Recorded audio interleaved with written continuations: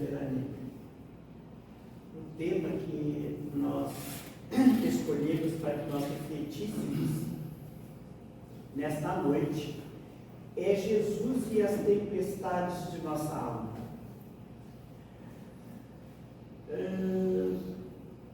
Realmente são muitas as tempestades, muitas experiências que vivemos para que possamos crescer e nos reabilitar perante a nossa consciência.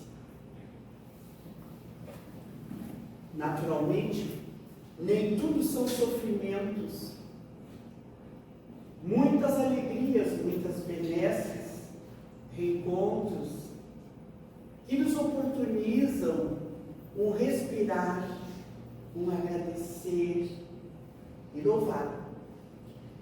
Mesmo que muitas vezes nas tempestades que fazem parte desse contexto, nos sintamos sozinhos e desalentados.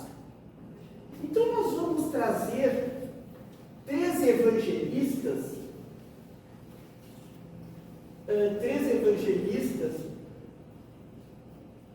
a pessoa depois lá fora não escuta. Não escuta. Vamos dar uma chance para eles. Escutar uma vozinha.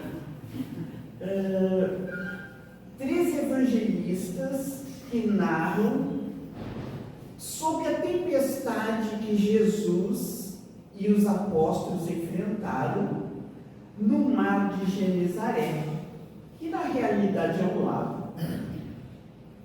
Mateus, na primeira narrativa, nos fala que depois disso entrou no barco e os seus discípulos o seguiram. E nisso houve no mar uma grande agitação, de modo que o barco era varrido pelas ondas. Ele, entretanto, dormia. Jesus foi dormir na popa, sob os travesseiros. Olha só. Os discípulos então chegaram-se a ele e o despertaram, dizendo: Senhor, salva-nos, estamos perecendo. Disse-lhes ele: por que tendes medo, homens fracos na fé? Depois, pondo-se de pé, conjurou severamente os ventos e o mar. E houve uma grande bonança. Os ventos, os homens ficaram espantados e diziam: quem é este a quem até os ventos e o mar obedecem? Mateus. Lucas, na mesma passagem, nos transcreve assim: certo dia subiu ao barco os discípulos, passamos a outra margem, fizeram-se ao lado. Enquanto navegavam, ele adormeceu. Desabou uma tempestade, o vento do lago, o barco se enchia de água e eles corriam perigo. Todos narram que era uma grande tempestade. As ondas enormes varriam água que enchia o barco. O vento balançava. Aproximando-se dele, despertaram-no dizendo: mestre, perecemos. Ele, porém, levantando-se, conjurou severamente o vento e o tumulto das ondas. Apaziguaram-se e houve bonança. E disse-lhe então outra forma de chegar até os discípulos, os evangelistas, que narram: onde está a vossa fé? Com medo e espantados, eles diziam entre si: quem é esse que manda até nos ventos e nas ondas e eles obedecem? A tempestade é acalmada por barcos. E disse-lhe que naquele dia, ao cair da tarde, passando para outra margem, as ondas jogavam para dentro do barco, o barco já estava se enchendo, ele estava na popa dormindo, sobre o travesseiro. Eles o acordaram e dizem: mestre, não te importa que pereçamos? Aí mestre lança outras palavras. Levantando-se, ele conjurou severamente o vento e disse ao mar: silêncio, quieto. Logo o vento serenou e houve uma grande bonança. Depois ele perguntou aos apóstolos outra interação nos mesmos moldes, mas com um novo objetivo. Cada um deles fez a leitura apropriada ao seu modo de entendimento. Perguntou: por que tendes medo? Ainda não tendes fé? Então ficaram com muito medo e diziam uns aos outros: quem é esse que até o mar não obedece? Vamos pensar nessas três abordagens de Jesus. Jesus conjurou as ondas, o vento, o mar bravio. Mas o que fica de mensagem? A leitura que os evangelistas fazem, que a tempestade acalmada traz duas mensagens fundamentais. A primeira é a ação de Jesus frente às forças da natureza. Todos eles narraram: aquieta-te, serenou. A segunda refere-se ao valor da fé ou a confiança no Messias divino. Allan Kardec, porque todo o Evangelho de Jesus, o ensino moral de Jesus, Allan Kardec transcreve e ensina-nos como fazer esta leitura sob a ótica lógica e razão que a doutrina espírita nos traz. Kardec nos fala que Jesus teria autoridade sobre os espíritos que comandam as forças da natureza. Então, acalmando a tempestade, Jesus põe fim para que os apóstolos, os evangelistas, pudessem pensar e repensar no desespero que os levaram a acordar Jesus. Se desesperaram. E eles eram homens que, acostumados ao mar, às ondas bravias, ao vento, à tempestade, porque a configuração desse lago dava sempre ensejo a tempestades, que era comum. Jesus estava dormindo lá. De antemão sabia que não havia perigo real. Jesus dormia sobre os travesseiros.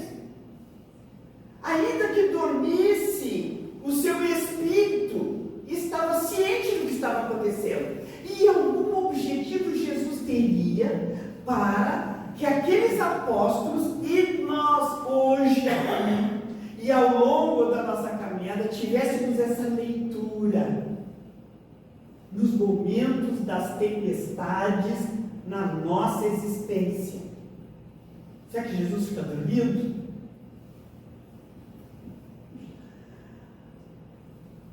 O seu espírito permanecia ativo, tendo ciência de tudo. Os discípulos já tinham visto Jesus curar os leprosos, os endemoniados, os cegos paralíticos. Será que Jesus ia deixar que o baú virasse e todos eles iam perecer? Os discípulos deveriam confiar no Senhor, mesmo estando ele dormindo. A tempestade, vamos ver se aqui vai tocar a tempestade para nós. Vai. Olha só. Dá um medo, não dá? Quem já passou por uma tempestade assim em alto mar, na realidade?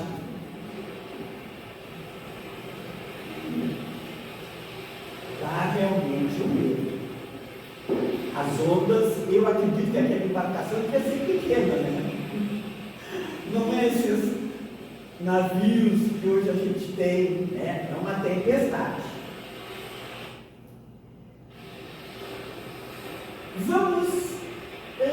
Compreendamos que a tempestade como símbolo de crise.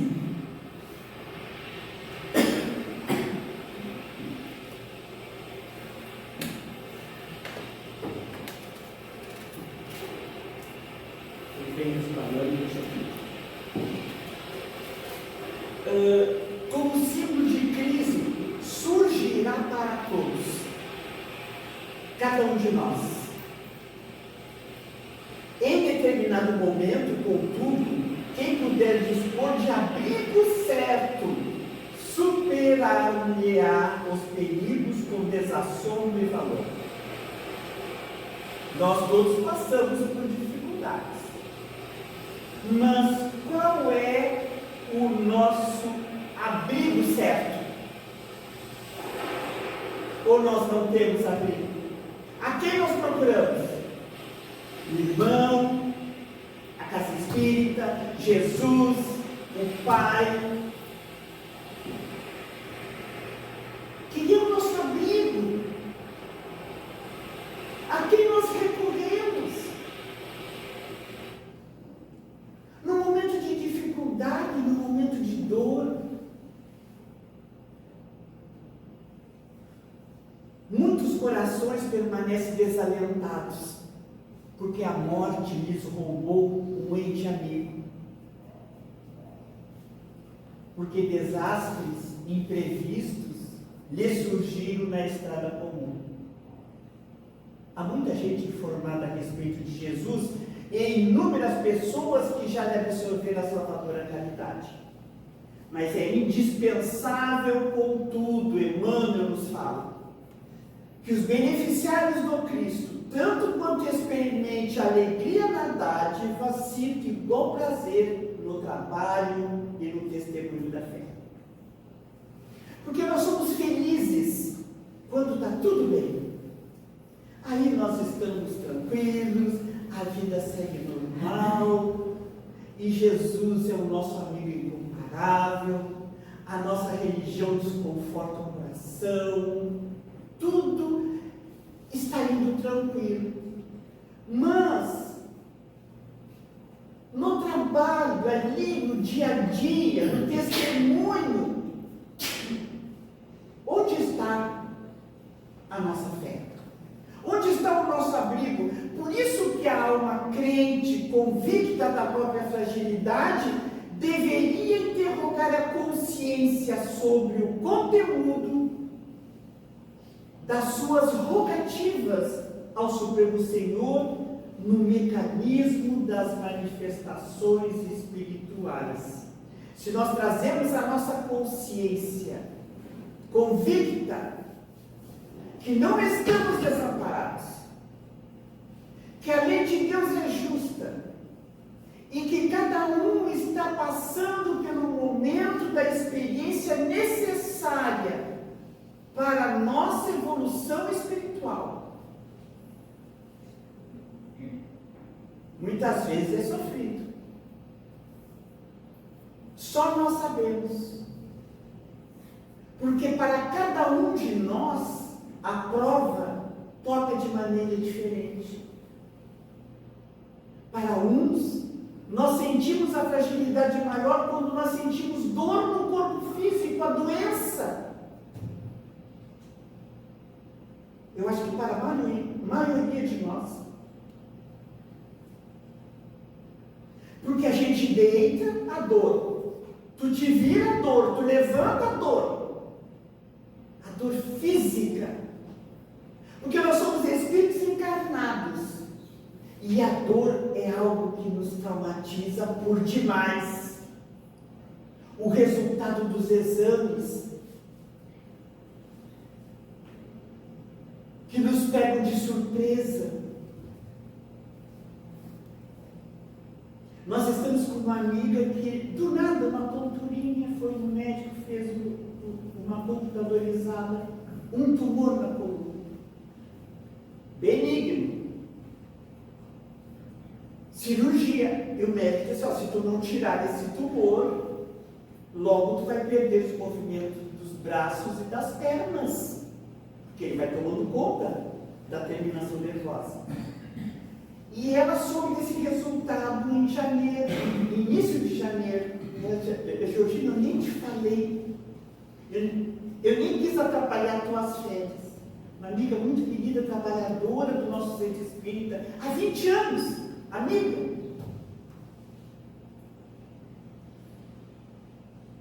Eu vou me operar amanhã.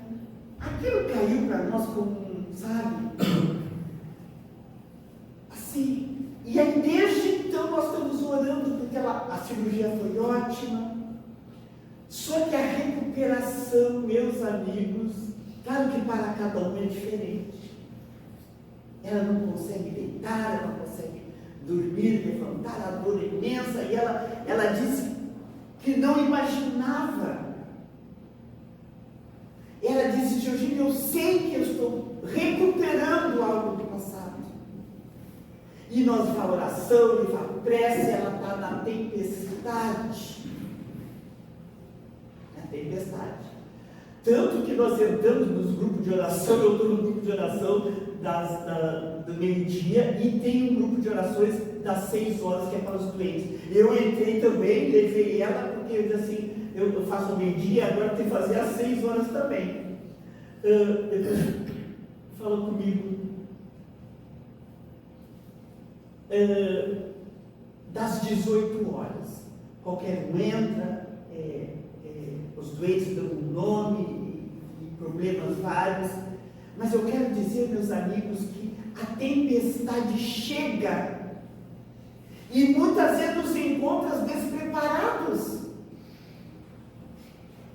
Precisamos consolidar a nossa fé, a nossa esperança, porque tudo tem começo, meio e fim. E se nós não estamos calmos, como Jesus se coloca lá no travesseiro, que é um exemplo de como nós devemos enfrentar as dificuldades na calma. Jesus dormia sob os travesseiros. Calmo. Em todos os momentos, Jesus ensinava, sabe, oportunamente, como enfrentar a dificuldade, a dor. Onde está a tua fé? Que foi uma das perguntas, acho que foi Marcos que fez. Onde está a tua fé? Ainda tem mais uma infantilidade nossa. E quando sofremos por perigos imaginários? Eu tenho que fazer uma computadorizada, eu disse para o Valmor, eu vou entrar rezando. Rezando na sala, porque a Maria entrou, não estava sentindo nada. Imaginemos, nós temos que estar preparados, orando, rogando a Jesus, que nós tenhamos coragem e forças para vencer aquilo que é nosso, nós não colocamos na porta do vizinho, porque é nossa prova. E ainda a gente fica pensando, imaginando que tem isso, que tem aquilo. Eu acho que eu vou ter isso, eu acho que eu vou ter aquilo. Vamos parar com essa infantilidade de pensar e imaginar coisas que nos fazem sofrer e que nos tiram a paz, que nos tiram o sono. Acalma minha alma, Senhor. Que coisa linda. Acalma minha alma, Senhor. O crente, a pessoa que crê, tem a sua fé testada em todos os instantes da vida. Olha, até no momento de felicidade, porque aquele que crê em Jesus e quando se sente feliz, no sucesso do filho, do neto, do amigo, e não agradece, não se sente feliz pelo sucesso. Trata-se de um trabalho intenso e persistente, esse de desenvolver a fé. Espíritos imperfeitos somos ainda todos muito vacilantes nesta questão. Da mesma forma, aconteceu com os discípulos do Mestre Nazareno, a despeito de aceitarem plenamente, de terem convicção de que Jesus era o Messias enviado por Deus. Eles sabiam que Jesus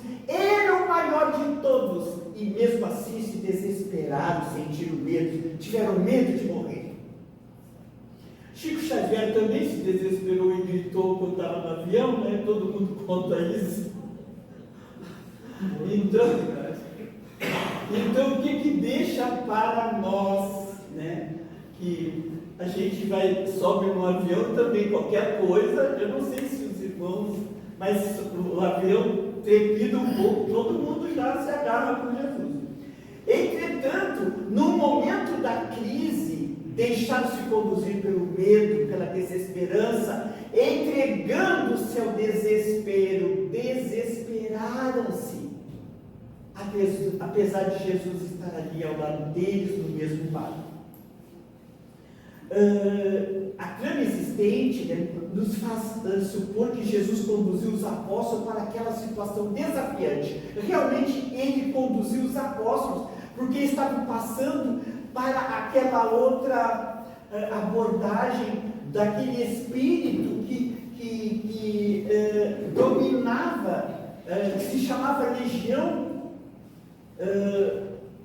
aquele espírito que dizia ser dominado por uma legião de espíritos obsessores, e esse homem, ele morava entre as catatumbas do cemitério, ninguém conseguia dominar aquele homem, e Jesus queria testar a fé dos apóstolos, então levou a tempestade, foi tudo aquele teste, para que eles pudessem enfrentar aquele homem que era de uma aparência terrível, com muitos obsessores, para que eles não tivessem medo. Então Jesus perguntou: onde está a tua fé? Ainda não tendes fé? Para que eles se preparassem. O sono de Jesus é um exemplo de como devemos agir perante as situações calamitosas da vida, com calma, dormindo na certeza que Deus que nos agasalha, protegendo-nos das intempéries. Eu li uma vez, uma mensagem que foi de Emmanuel, que Jesus caminha entre nós, e cada vez que eu vejo um auditório assim como o nosso, todos pensando nas experiências, nos perigos, nas dificuldades e nas dores, porque cada um de nós que aqui está, Jesus encaminhou cada um de nós aqui para nos fazer refletir sobre isso. Primeiro me fez eu refletir qual é a mensagem que eu vou trazer hoje. Então nós fomos lá e buscamos essa mensagem para nós, para todos nós. E quando eu vejo no auditório todo esse refletindo junto conosco, parece-me que eu vejo Jesus entre nós caminhando, porque Jesus está realmente entre cada um de nós, porque nós nunca estamos sem a companhia de Jesus, amparando-nos, erguendo-nos o nosso abrigo, persistir no bem. Então Jesus nos fala, olha só, não é persistir no bem quando tudo está tranquilo e maravilhoso. Lá em Hebreus, que Jesus resgata, por isso reerguei as mãos enfraquecidas, quando nós estivermos já sem forças, endireitai os caminhos para os vossos pés, a fim do que o que é manco, as dificuldades que o corpo físico apresenta, não se extravie, e o que é manco, mas antes seja curado, mãos enfraquecidas, joelhos trôpegos, endireitai os caminhos, mas não se extravie, para que manco seja curado. Procurar os caminhos adequados, não procurar atalhos materialistas que não trazem respostas nenhuma para as nossas dores. Quantas propostas dizem assim, tu está passando tanta dor, mas vai lá, que tu faz isso, aquilo, te resolve tudo. Será que é possível, meus amigos?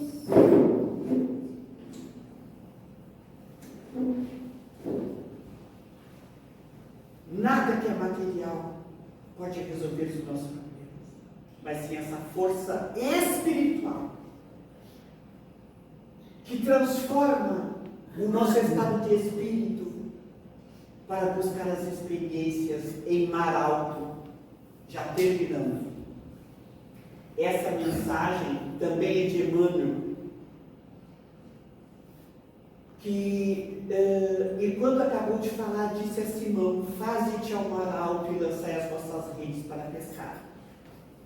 Esse versículo nos leva a meditar nos companheiros de luta que se sentem abandonados na experiência humana. Muitas vezes nós sofremos tanto e sabem que a gente fica sozinho, porque ninguém sofre como nós, da mesma forma. Nós enfrentamos a dor própria nossa.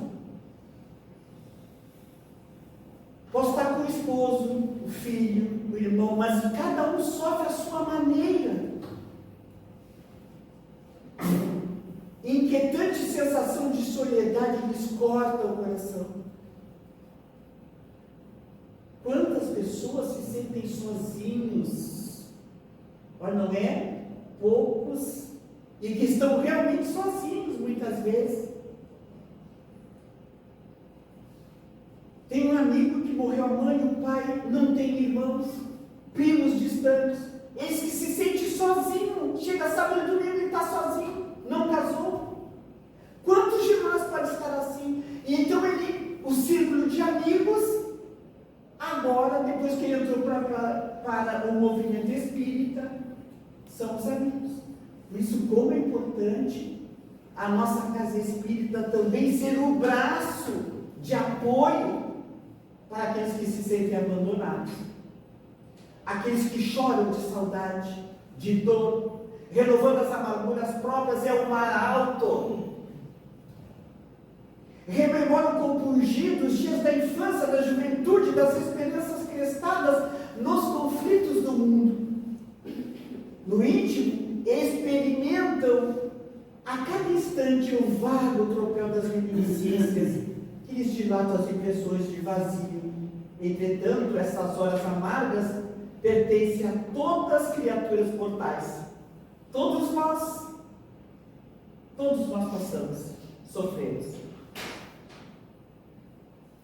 Momentos sim, momentos não, mas todos passamos. Se alguém não viveu determinada região do caminho, espere a sua oportunidade, mas não vamos ficar sofrendo por antecipação, né? Vamos unir forças e podemos dizer assim: muitas das nossas provas nós enfrentamos e tranquilamente, e o amigo do lado diz assim: mas Georgina, como é que tu está passando e rindo? Ou diz para cada um de nós aqui: Heloísa, tu estás tão forte perante essa prova, porque a doutrina já nos favoreceu esse entendimento. Então a gente passa pelo mar alto, consciente, e aí a prova é o jugo leve. Em surgindo, pois, a tua época de dificuldade, convence-te que chegaram para a tua alma os dias de serviço em mar alto. Se te encontras sozinho, se te sentes ao abandono, lembra-te que além do túmulo há companheiros que te assistem e esperam carinhosamente. O pai nunca deixa desamparados os filhos. Assim, se te vês presentemente sem laços domésticos, sem amigos, certos da paisagem transitória do planeta, é que Jesus te enviou a pleno mar da experiência a fim de provares tuas conquistas em supremas lições. Dormir não deve ter a conotação de invigilância ou de descuido. Para nós, eu tenho calma, eu posso deixar a vida rolar. Não é bem assim. olhos de ver, ouvidos de ouvir. Um familiar com um processo obsessivo. Ah, isso vai passar, a vida é maravilhosa. Procure assistência. Procure a casa espírita, o trabalho especializado, que só a doutrina espírita vai fundo naquela relação entre obsessor e obsediado. Procure trazer o ente querido. Muitas vezes vão dar, venha você. Olhe, tenha paciência. É o mar alto.